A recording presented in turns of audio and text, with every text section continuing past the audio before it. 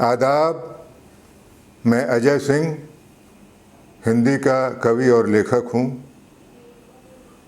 गुलमोहर किताब पर मैं आप सभी साथियों से मुखातिब हूँ। आज मैं अंग्रेजी की जानी मानी उपन्यासकार गीता हरिहरन के बारे में बात करूँगा। आप में से कई साथियों ने, कई दोस्तों ने गीता हरिहरन का नाम सुन रखा होगा और कई लोगों ने उन्हें पढ़ा भी होगा। वो हमारे देश की और इस समय की एक महत्वपूर्ण रचनाकार हैं, जिनके कलात्मक और राजनीतिक सरोकार बहुत गहरे हैं। करीब 2 साल पहले उनका एक ज़बरदस्त उपन्यास आया था, I have become the tide, जिसका काम चलाऊ अनुवाद होगा, मैं समुद्री ज्वार बन गई हूँ। बहुत ही ज़बरदस्त उपन्यास है जो अपने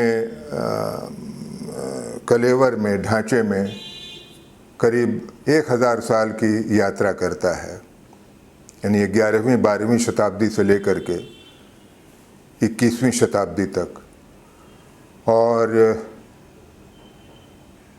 जाति की जो जकड़न है, वर्णाश्रम धर्म की जो जकड़न है, हिंदुत्व की जो जकड़न है, उसकी गहरी कलात्मक पड़ताल करता है।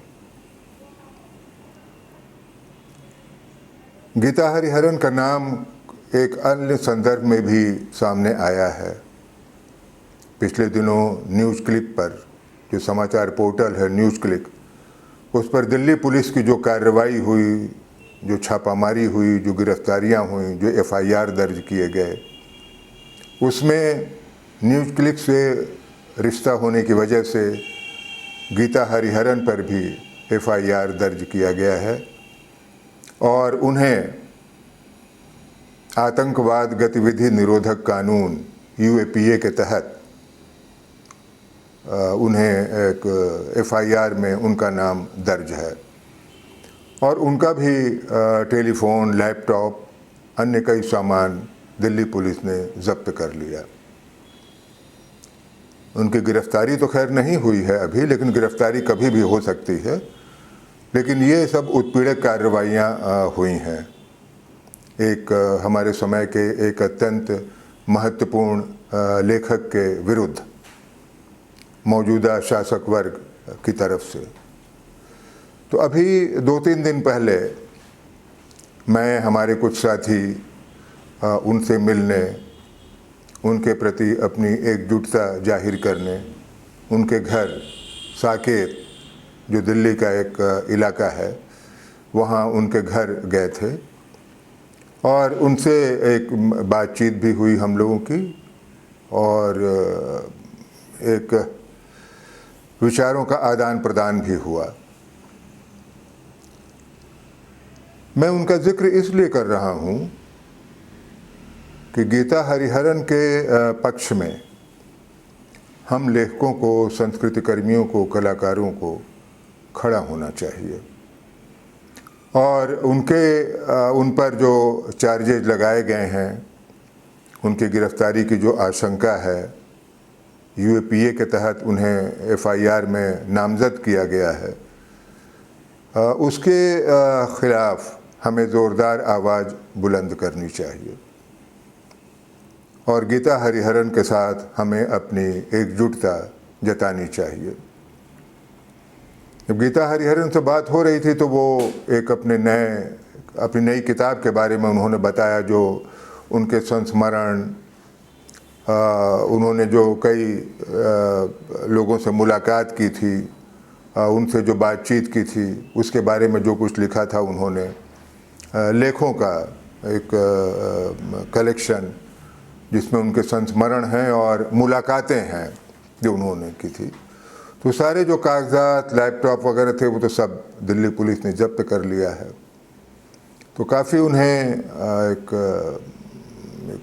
मैं ये तो नहीं कहूँगा कि निराश थे, लेकिन यह है कि बहुत चिंतित हैं कि जिस नई किताब को लेकर के वो अपना कामकाज कर रही हैं, वो फ़िलहाल रुक गया है।